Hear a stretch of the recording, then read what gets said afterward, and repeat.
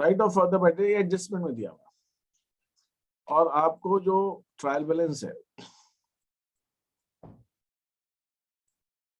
थोड़ा सा इधर खिसका देता हूँ, डेबिट साइड में ही है। ट्रायल बैलेंस में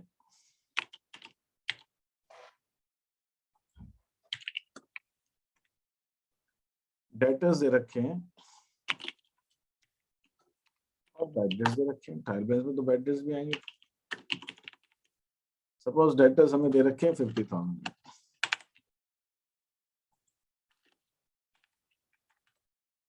और बैड डेट्स हमें दे रखे हैं 6,000। इसका मतलब ये हुआ, और मैं right of further bad debts ₹2,000 दे रहा हूँ। इसका मतलब ये हुआ कि 6,000 तो डूब चुके हैं, 2,000 और डूब गए, ये फर्दर है। इसके अलावा है, इसको एडिशनल बैड डेट्स भी कहते हैं। इसकी एंट्री फिर वही जैसे नॉर्मल बैड डेट्स की होती है वही होगी। वैसे एंट्री आपको करनी नहीं है फाइनल अकाउंट्स में, लेकिन अगर हम एंट्री बनाएं तो एंट्री तो वही होगी जो होती है। लेकिन मैं एंट्री क्यों बता रहा हूँ, आपको इसका इफेक्ट समझ में आएगा। तो डेटर्स कम हो रहे हैं, तो डेटर्स कहाँ आते हैं? आपके बैलेंस शीट में आते हैं। तो आप जब आप प्रॉफिट एंड लॉस अकाउंट बनाओगे,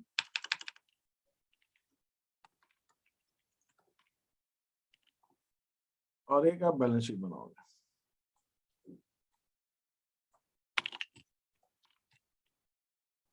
तो जब आप P&L अकाउंट बना रहे हैं और बैलेंस शीट बना रहे हैं,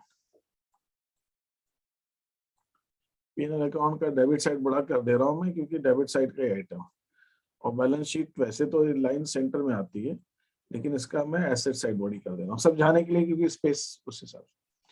तो आप जब यहाँ पे P&L अकाउंट में बैड डेट्स लिखोगे,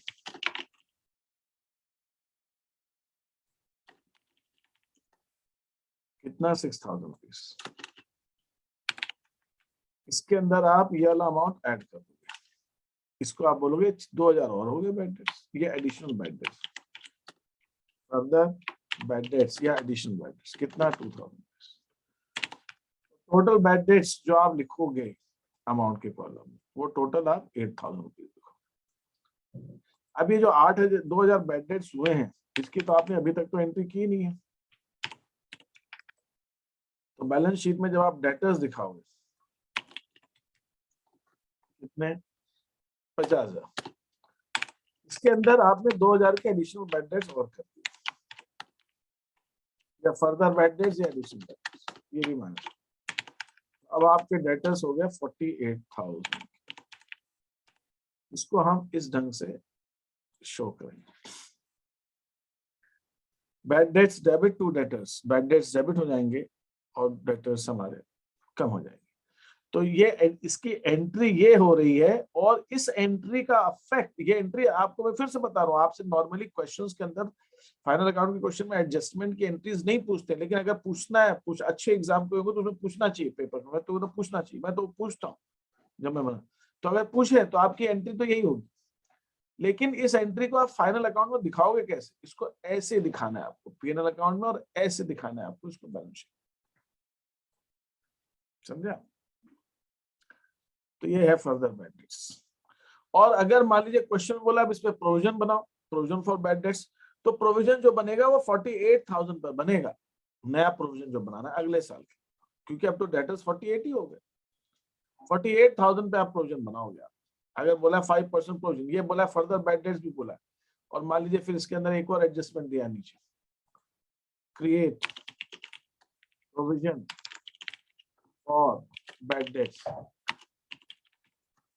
एट 5%। तो 5% किसका? 50 का नहीं, 48 का। 48 का 5% 2,400। तो जब नया प्रोविजन होता है, पुराना मान लीजिए नहीं है, नया है, तो यहाँ पे आएगा PBDD, और नया प्रोविजन तो हम बैलेंस P&L अकाउंट में दिखाएंगे, कितना? 2,400। ये नया प्रोविजन, ये नया प्रोविजन। आप इसको अलग भी दिखा सकते हो, बैड डेट्स के अलावा जो भी नहीं। तो नया प्रोविजन को तो बैलेंस शीट में भी दिखाया जाता है। तो बैलेंस शीट में दिखाने के दो तरीके हैं, या तो आप उसको लायबिलिटी साइड में दिखा दो, कितना? 2,400, या फिर आप डेटर्स में से भी लेस करके दिखा सकते हो। तो मैं क्या कर सकता हूं, मैं, अच्छा ये के साथ लिया हुआ है मैंने, तो ये 4,800 जो है, ये इसको यहाँ पे नहीं लिखूं, इसको यहाँ पे लिख दो नीचे 4000 48,000 और इसके अंदर मैं लेस कर दूं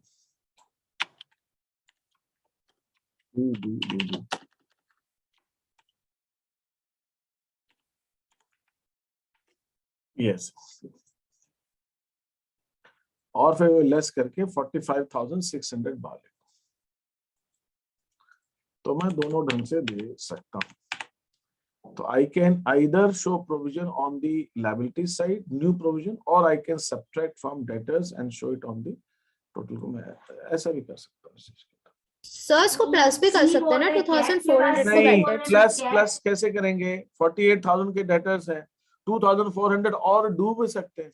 तो नहीं सर, बैड डेट्स में 2400 जो आपने से लिखा है उसको प्लस पे पेनल अकाउंट में कर सकते हैं ना, पेनल अकाउंट में कर सकते हैं, पेनल अकाउंट में इसके अंदर हम जोड़ सकते हैं, बिल्कुल जोड़ सकते हैं। या तो मैं इसको बैलेंस शीट में पेनल अकाउंट में इसको अलग से दिखाऊं यहाँ पे 2,400 या इसमें ऐड कर दूं एक ही बात। यहाँ पे मैंने ये एज्यूम किया है कि पुराना प्रोविजन नहीं है, पुराना प्रोविजन है तो वो लेस हो जाएगा इसके अंदर, पुराना प्रोविजन तो पीएनएल अकाउंट में लेस हो जाएगा और पुराना प्रोविजन तो बैलेंस शीट में आता नहीं। तो this is what is the treatment of further bad debts and creation of new provision. Sir वो जो 67 शीट में जो लास्ट में क्रेडिटर्स के ऊपर प्रोविजन थे वो एक बार बता दीजिए। ओके, जैसे कि डेटर्स को हम बैड डेट्स होते हैं और डेटर्स को हम डिस्काउंट देते हैं, प्रोविजन फॉर डिस्काउंट, हम डिस्काउंट देते हैं। इसी ढंग से क्रेडिटर्स में हमें डिस्काउंट मिल सकता है, क्रेडिटर्स में हमें डिस्काउंट मिल सकता है। तो वो प्रूडेंस प्रिंसिपल के अगेंस्ट है, क्योंकि क्रेडिटर्स में जो डिस्काउंट है वो हमारे लिए एंटीसिपेटेड प्रॉफिट है, एक्सपेक्टेड, एंटीसिपेटेड माने एक्सपेक्टेड प्रॉफिट। तो जो डिस्काउंट मिलने की चांस है हमें प्रॉफिट होने, हम अभी से उसका प्रोविजन बना रहे हैं, हम अभी से प्रोविजन बना रहे हैं, provision for discount on credit, discount from creditors. ये तो भाई प्रूडेंस प्रिंसिपल के अगेंस्ट है, ये प्रोविजन ऐसा है जो प्रूडेंस प्रिंसिपल के अगेंस्ट है। यहाँ पे प्रूडेंस प्रिंसिपल हमारा वायलेट होता है, बट बिकॉज ये एक एडजस्टमेंट है, ये भी है एडजस्टमेंट, भले वायलेट हो रहा है लेकिन कोई हाथ तो पकड़ नहीं रहा हमारा कि आप प्रोविजन बना नहीं सकते, हमने बना लिया। तो फिर भाई इनकम टैक्स वाले मत मानो, हमने तो बना रखा है, आप टैक्स मत निकालो उसमें, मत वो करो, हम नहीं जोड़ेंगे उसको, लेकिन हमने बना रखा है, उसमें कोई मना थोड़ी कर सकता है, तो बना लिया हमने। तो बना लिया अगर, तो हम इसके लिए क्या एंट्री करेंगे, ये वो मैंने समझाने के लिए प्रोविजन आपको दिया। ये आपके है प्रोविजन, बुक्स में भी है और वैसे भी है। तो इसका मतलब क्या हुआ, ये क्रेडिटर्स हमें डिस्काउंट मिलेगा तो ये हमको प्रॉफिट होगा, तो हम इसके लिए क्या एंट्री होती है, ये हमारे प्रॉफिट में अभी जोड़ लेते हैं। तो जब हम बैड डेट्स का प्रोविजन बनाते हैं तब हम एंट्री क्या करते हैं, profit and loss account debit, provision for bad and doubtful debts. लेकिन जब हम क्रेडिटर्स पे डिस्काउंट का बनाएंगे तो provision for discount from creditors account debit to profit and loss, ये हमें अभी से ही प्रॉफिट में जोड़ लेते हैं, प्रॉफिट लॉस अकाउंट को क्रेडिट कर रहे हैं मतलब प्रॉफिट में जोड़ रहे हैं, ये एंट्री होती है प्रोविजन बनाने की। तो जब मैं ओके मतलब उसके क्रेडिट साइड हम लिख देते हैं वो प्रोविजन, बस। तो बैलेंस शीट, ये sorry profit and loss account में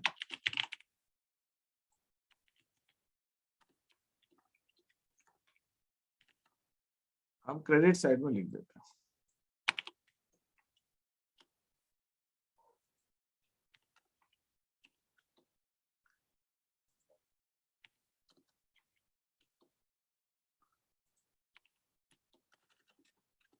जितना भी हम प्रोविजन बनाए, मान लीजिए हमने 2,000 बना, और बैलेंस शीट जब हम बनाते हैं माइनस कर देते हैं, तो बैलेंस शीट के अंदर क्रेडिटर्स में से हम इसको माइनस कर देते हैं।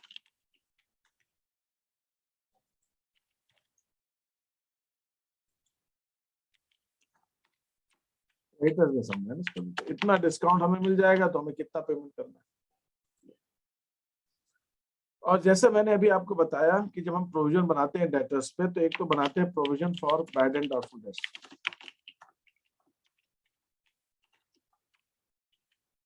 एक तो ये प्रोविजन बनाते हैं, और दूसरा हम प्रोविजन बनाते हैं provision from discount from debtors, provision for discount to debtors.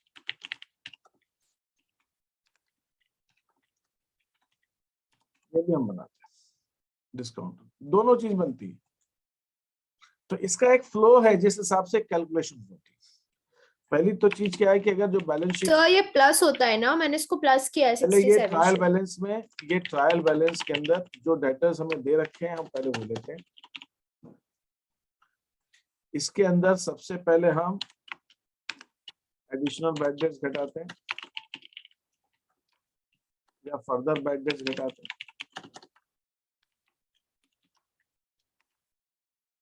फिर जो अमाउंट आता है ये हमारे एक्चुअल डेटर्स होते हैं, ये हमारे वैसे एक्चुअल तो क्या कि चलो ठीक है मैं लिख देता हूँ एक्चुअल डेटर्स। ये हमारे वो डेटर्स है जो हैं, वो तो डूब गए ना जो हैं। अब इनमें से हमें लगता है कि कुछ डेटर्स नेक्स्ट ईयर डूब सकते हैं, तो इस अमाउंट के ऊपर हम new provision for bad dates बनाते हैं। जो पैसा हमारा डूबने की हमें चांसेस लग रही है, ठीक है, वो डूबने की चांसेस लग रही है, न्यू प्रोविजन बनाते हैं। तो ये एक्सपेक्टेड टू रियलाइज, मैं लिख रहा हूँ, ये आपको ऐसे लिखना नहीं एक्सपेक्टेड टू रियलाइज, मैं बता दूंगा क्या करें। ये अमाउंट हम डेटर से उम्मीद कर रहे हैं हमें मिलने की, तो जब देंगे वो पैसा हमें, तो हम कुछ लोगों को डिस्काउंट भी देने को तैयार बैठे, हम उनको डिस्काउंट भी देना चाहते हैं, भाई दे दीजिए। इसके ऊपर हम बनाते हैं new provision for discount, PDD ले लेता हूं, provision for discount to debtors. इस अमाउंट के ऊपर प्रोविजन फॉर डिस्काउंट निकलता है, और फिर जो अमाउंट आता है ये अमाउंट हम बैलेंस शीट के बाहर के कॉलम में हम दिखाते हैं। ये सब करने के बाद तो हमारे जो डेटर्स हमको ट्रायल बैलेंस में दे रखे, उनमें से जो डूब गए एडिशनल वो माइनस कर दो। फिर जो अमाउंट बचेगा उसके ऊपर हम नया, ये जो अमाउंट डेटर्स के, इसके ऊपर हम प्रोविजन फॉर बैड डेट्स बनाएंगे। पहले हम प्रोविजन फॉर बैड डेट्स बनाएंगे, फिर जो अमाउंट बचेगा प्रोविजन फॉर बैड डेट्स, नया प्रोविजन, पुराना भूल जाइए, वो घटाने के बाद जो डेटर्स आएंगे उसके ऊपर हम प्रोविजन फॉर डिस्काउंट बनाएंगे। ये जो लॉस हम फ्यूचर में डिस्काउंट देने वाले हैं उसको अभी से लॉस मान ले रहे हैं, फ्यूचर में जो बैड डेट्स होने वाले हैं उसको हम अभी से बैड डेट्स मान ले रहे हैं। ये तो हुआ हमारा ही। जब हम प्रॉफिट एंड लॉस अकाउंट बनाएंगे, तो प्रॉफिट एंड लॉस अकाउंट में हम इसको कैसे दिखाते हैं वो हम देखते हैं।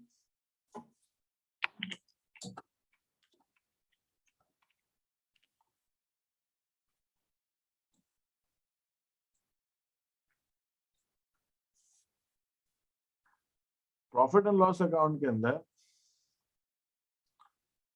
हमारे पास यहाँ पर जो ट्रायल बैलेंस के अंदर बैड डेट्स दे रखे हैं, उसके अंदर आप एडिशनल बैड डेट्स को जोड़ दीजिए, ये पैसा और डूब गया हमारा।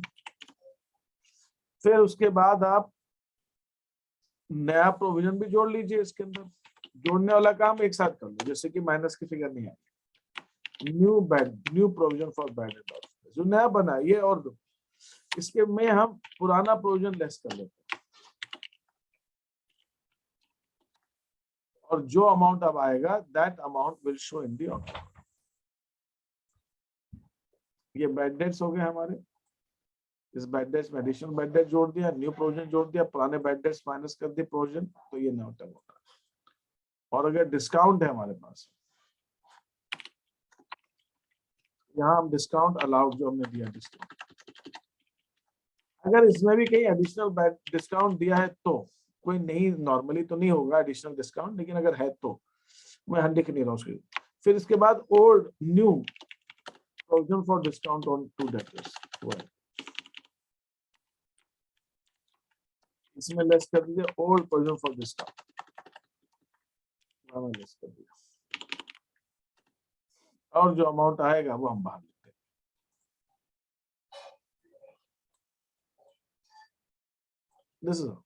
तो हम प्रॉफिट एंड लॉस अकाउंट के अंदर इस ढंग से दिखाते हैं। दोनों में ट्रीटमेंट एग्जैक्टली सेम है, जैसे क्या? जैसे न्यू प्रोविजन हमें ऐड करना है, नंबर 1, ओल्ड प्रोविजन हमें लेस करना है।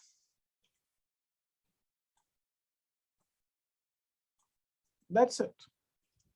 चाहे बैड डेट्स हो चाहे वो additional bad debts is just like bad, वो बैड डेट्स ही है, जस्ट लाइक है, वो तो बैड डेट्स ही है। तो आप इन दोनों को तो एक साथ आप इसको बैड डेट्स ही मानिए, इनमें कोई डिफरेंस नहीं है। ये बैड डेट्स हो गए और ये अभी हुए हैं और एक पहले हो गए, बस टाइम का डिफरेंस है। एक ट्रायल बैलेंस बनाने से पहले हो गए, एक ट्रायल बैलेंस बनाने के बाद हुए, तो है तो ये बैड डेट्स। इसके अंदर न्यू प्रोविजन दोनों में डिस्काउंट हो चाहे बैड डेट्स हो, दोनों में नया प्रोविजन आपको ऐड करना है, पुराना प्रोविजन आपको लेस करना है। लेकिन कैलकुलेशन कैसे होगी, नया प्रोविजन कितना लगेगा और प्रोविजन कितना लगेगा, आपको अगर उसकी कैलकुलेशन समझनी है तो कैलकुलेशन ये सीक्वेंस से होगी जो बैलेंस शीट में दिखाते हैं। जिस फॉर्मेट में जिस जिस तरीके से हम बैलेंस शीट में दिखाते हैं, कैलकुलेशन वैसे होगी।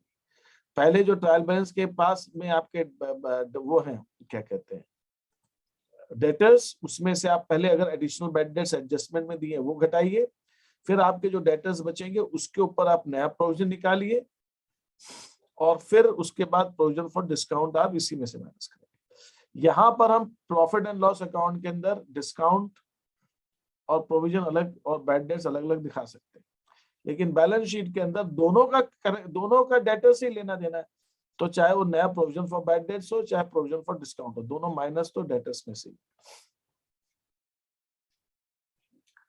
दोनों डेटर्स में से। सर हाँ, आएगा पुरानी स्लाइड दिखा सकते हैं? ये वाली स्लाइड। सर एक minute. Provision from discount, provision of discount to from creditors.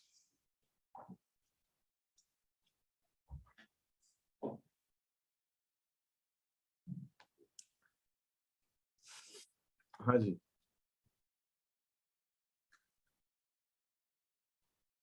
तो 67 शीट का सॉल्यूशन बन गया। मैं देखता हूँ, मुझे ध्यान नहीं है। तो अगर बन जाओ तो भेज देना। ठीक ठीक है, ठीक है।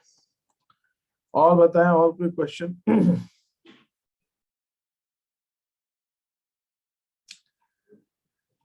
any other query, any other question? Sir एक मिनट वापस दिखा दीजिए। हाँ जी, बस एक बार मुझे लेजर देखना है। ओके। यही वाला किसके पहले कौन सा, मतलब यही? हाँ सर यही वाली। ओके,